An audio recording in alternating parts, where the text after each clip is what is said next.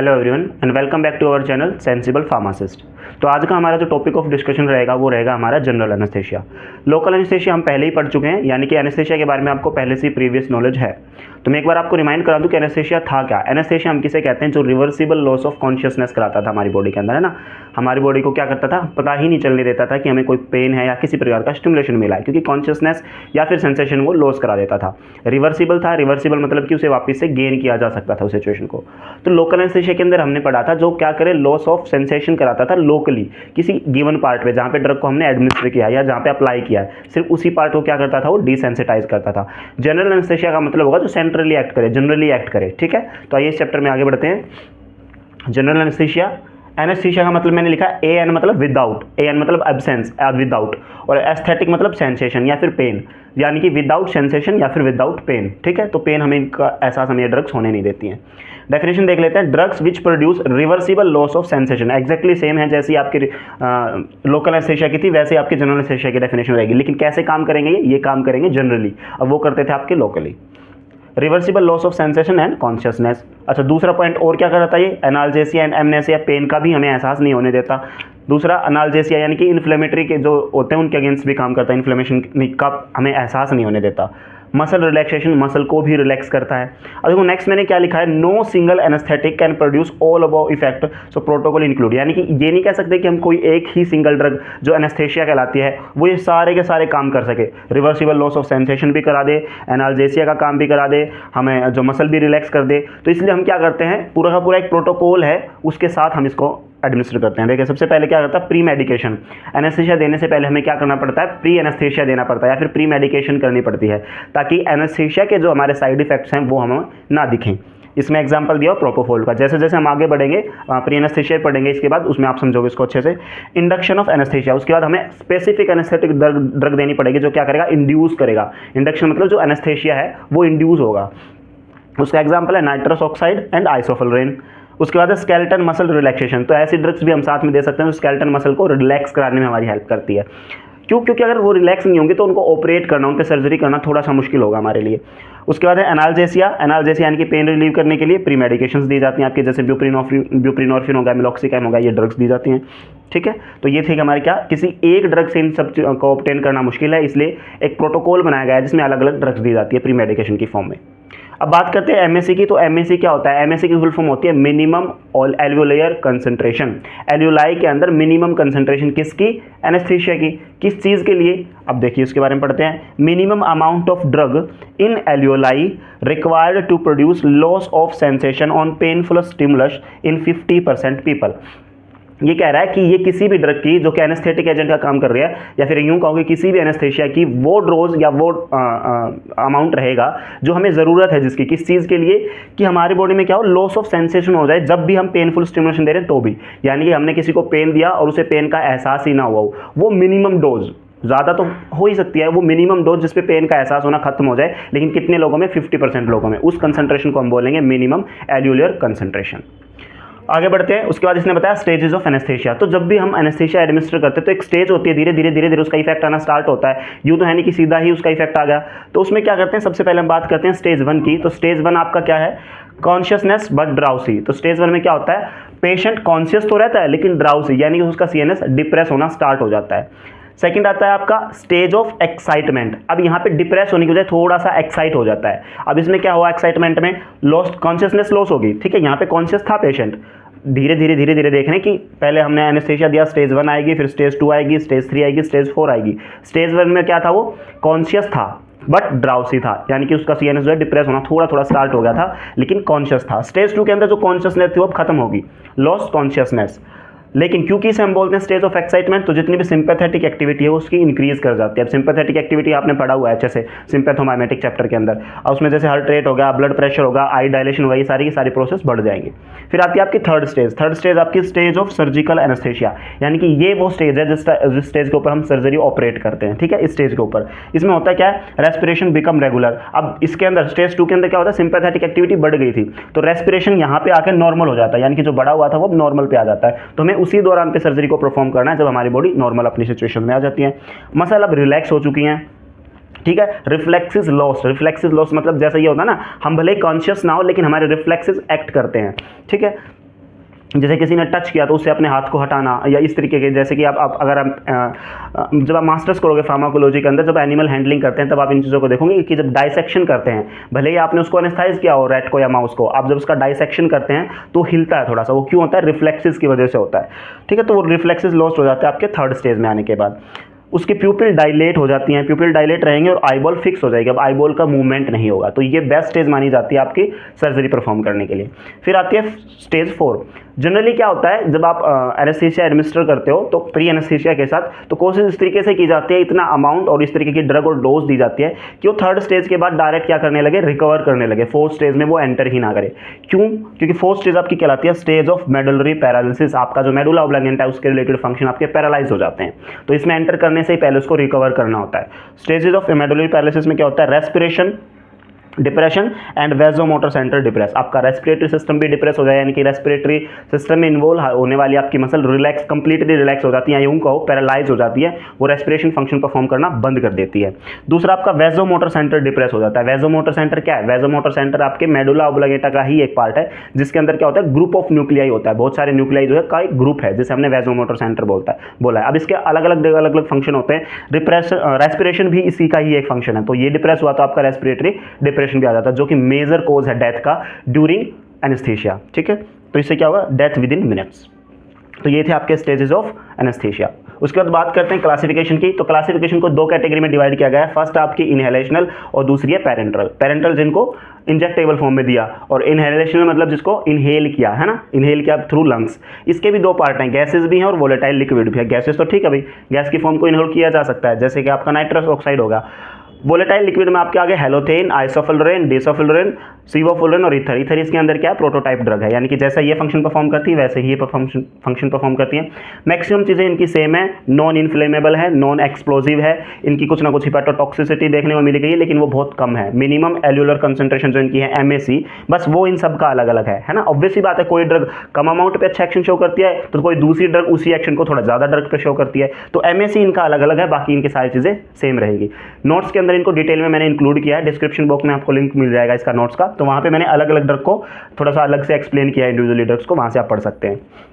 उसके बाद बात करते हैं पेरेंट्रल। तो पेरेंट्रल में भी दो तरीके के, इंड्यूसिंग ड्रग और स्लो एक्टिंग। इंड्यूसिंग ड्रग मतलब जो इंड्यूस करती है आपके किसको, एनेस्थीसिया को इंड्यूस करती है इस प्रोसेस को। इसमें आ गया आपका प्रोपोफेल, इथोमेडेट, थायोपेंटेन, मिथोएक्सिटेन एंड स्लो एक्टिंग। इस तरफ स्लो एक्टिंग में आपके आगे बेंजोडाइज़ेपिन। बेंजोडाइज़ेपिन के बारे में आप आगे पढ़ोगे जब आप, क्योंकि हम CNS के बारे में पढ़ रहे हैं, तो जो आपके सीडेटिव हिप्नोटिक्स आप पढ़ोगे, एपिलेप्सी आप पढ़ोगे, पार्किंसंस पढ़ोगे, उन सब में इस ड्रग्स को हम डिटेल में डिस्कस करेंगे। यहाँ पे सिर्फ इतना याद करो कि बेंजोडाइज़ेपिन्स भी एक कैटेगरी होती है, और उसकी ड्रग आपकी जैसे कि डायज़ेपाम हो गया, लोराज़ेपाम हो गया, एक्सेट्रा, इस कैटेगरी की ये ड्रग होगी। कीटामिन और ओपियोइड्स। ओपियोइड जैसे कि मॉर्फिन हो गया है ना, जो कि पेन रिलीविंग ड्रग होती है, ओपियोइड डेरिवेटिव।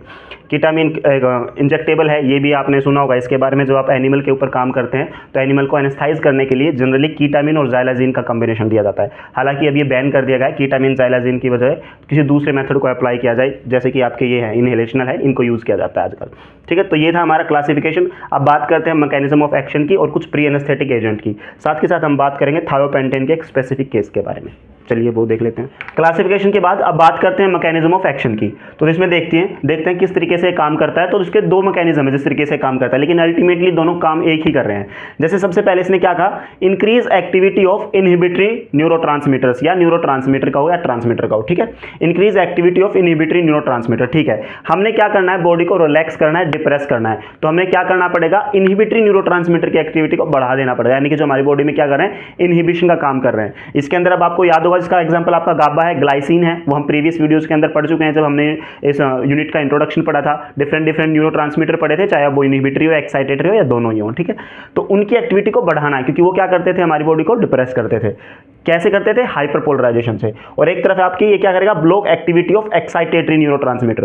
तो एक्साइटेटरी को हमने ब्लॉक करना है और किसकी एक्टिविटी को बढ़ाना हमने, जो इनहिबिटरी है, तभी तो हमें अल्टीमेटली मिलेगा क्या, डिप्रेशन मिलेगा, ठीक है। तो अब दोनों से, जैसे इसका एग्जांपल है NMD और ग्लूटामेट रिसेप्टर। अब इन दोनों से होगा क्या, decrease transmission in reticular formation. Reticular formation आपके ब्रेन का ही एक पार्ट है जो हमारी बॉडी के लिए ज़रूरी होता है इन सब चीज़ों के लिए, जो सेंसेशन वगैरह है इन सब की हमें फील जो कराता है वो कौन कराता है, रेटिकुलर फॉर्मेशन कराता है। तो उसकी एक्टिविटी को हमने डिप्रेस करना है। तो ये दोनों ही एक्टिविटी क्या करेंगी, रेटिकुलर फॉर्मेशन के ट्रांसमिशन को डिक्रीज कर देंगे और जो अल्टीमेटली क्या होगा, जो उसका फंक्शन था रेटिकुलर फॉर्मेशन का वो रुक जाएगा, लॉस ऑफ सेंसेशन हमारा हमें अचीव हो जाएगा। ये था इसका mechanism of action. In receptors के बारे में, न्यूरोट्रांसमीटर के बारे में डिटेल में जानने के लिए आप प्रीवियस वीडियो को जरूर देखें, क्योंकि वहाँ से आपको अच्छे से समझ में आएगा। ठीक है, अगर मैं आपको गाबा का फिर भी एक एग्जांपल बताऊं तो अगर आपको याद होगा कि क्या होता था, पेंटामेरिक यूनिट होती थी, ऐसे ऐसे 5 यूनिट आपस में कनेक्टेड थे जिसमें 3 अल्फा 2 बीटा थे। गाबा आता था, गाबा रिसेप्टर की एक साइड पे बाइंड करता था, तो उससे क्या होता था, ये पेंटामेरिक यूनिट ओपन होती थी, जिसकी वजह से ओपन होने की वजह से क्लोराइड आयन की एंट्री इसके अंदर हो जाती थी। क्लोराइड जब सेल के अंदर एंटर करेगा ना, अंदर की तरफ नेगेटिव पोटेंशियल ज़्यादा होगा, तो जिसकी वजह से होता था आपका हाइपरपोलराइजेशन, और हाइपरपोलराइजेशन आपका लीड करता था किससे, डिप्रेशन से। ठीक है, तो डिप्रेशन या कहो या फिर उसे डिप्रेस एक्टिविटी कहो, तो लॉस ऑफ सेंसेशन उसी का एक हिस्सा है। और एनएमडीए की एक्टिविटी भी आप प्रीवियस उसमें देख सकते हैं।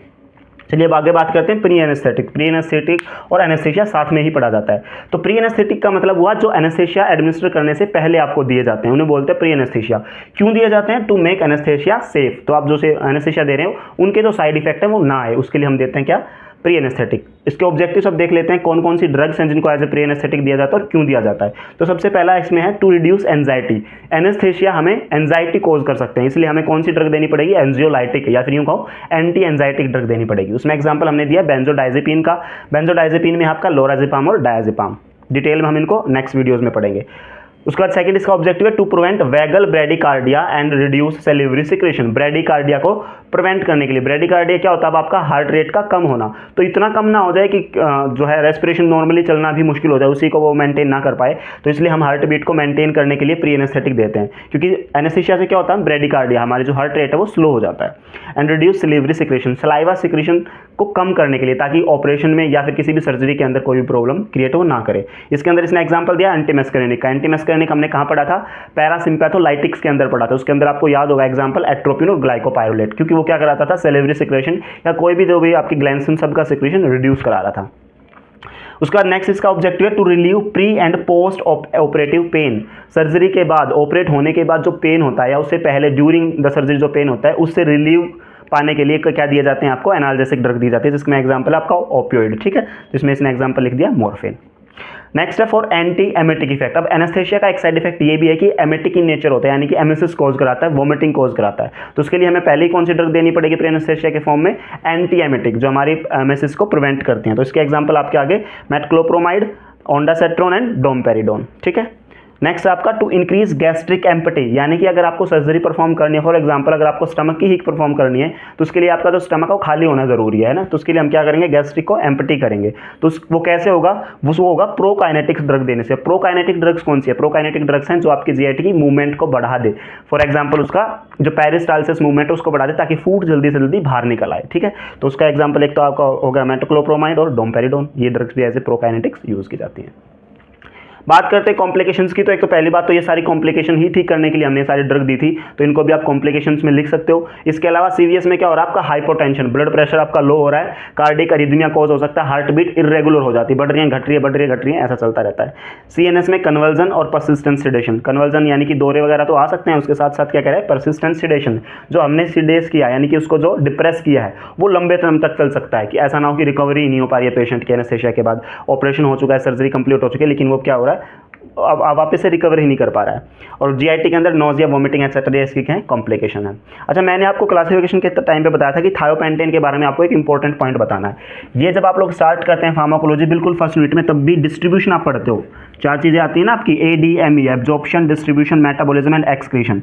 तो डिस्ट्रीब्यूशन के टाइम पे एक टर्म आती है जिसको हम जानते हैं रीडिस्ट्रीब्यूशन के नाम से। तो वो रीडिस्ट्रीब्यूशन क्या होता है, तो वहाँ पे आपने पढ़ा होगा, उसका एग्जाम्पल था आपका थायोपेंटेन। तो रीडिस्ट्रीब्यूशन में आपको थोड़ा सा बता देता हूँ, ये सिर्फ थायोपेंटेन और भी दूसरी ड्रग्स हैं, इसकी हम जनरल एनेस्थेशिया की बात करते हैं, थायोपेंटेन ही इसको फॉलो करता है। देखो ये तो आपको पता है कि कोई भी ड्रग आपकी बॉडी में कैसे अलग अलग ऑर्गन पे जाती है, कैसे जाती है, सबसे पहले वो डिजोल्व होती है, सोल्यूबलाइज होती है, सोल्यूबलाइज होने के बाद वो आपके ब्लड में एंटर करती है और ब्लड के थ्रू आपकी बॉडी के डिफरेंट पार्ट्स तक पहुँचती है। तो जहाँ पे आपकी बॉडी में ब्लड ज़्यादा जा रहा होगा, है ना, तो वहीं पे ड्रग भी ज़्यादा जाएगी। तो हम कह सकते हैं जो हाईली परफ्यूज्ड ऑर्गन है, हाईली परफ्यूज्ड ऑर्गन का मतलब वही होगा कि जहाँ पे आपकी आर्टरीज वेन ज़्यादा जा रही है, ज़्यादा आपका ब्लड फ्लो जहाँ पे हो रहा है। तो हाईली परफ्यूज्ड ऑर्गन जो होते हैं वहाँ पे आपका ब्लड ज़्यादा जाता है, जिसकी वजह से क्या होता है, वहाँ पे ड्रग भी ज़्यादा होगी। तो थायोपेंटेन क्या करता है, पहले डिस्ट्रीब्यूट हो जाता है कहाँ पे, हाईली परफ्यूज्ड ऑर्गन पे, हाईली परफ्यूज्ड ऑर्गन जहाँ पे ब्लड फ्लो ज़्यादा है। और वो ऑर्गन कौन कौन से होते हैं आपके, अब वो ब्रेन हो गया, किडनी हो गया, लंग्स हो गया, हार्ट होगा, ये सारे हमारे क्या है, हाईली परफ्यूज ऑर्गन है। अब जब आपका फॉर एग्जांपल आपको ज़रूरत है आप बॉडी के किसी और पार्ट में ड्रग की, थायोपेंटेन की, लेकिन ये पहुंचा कहाँ, अपने हाईली परफ्यूज ऑर्गन में।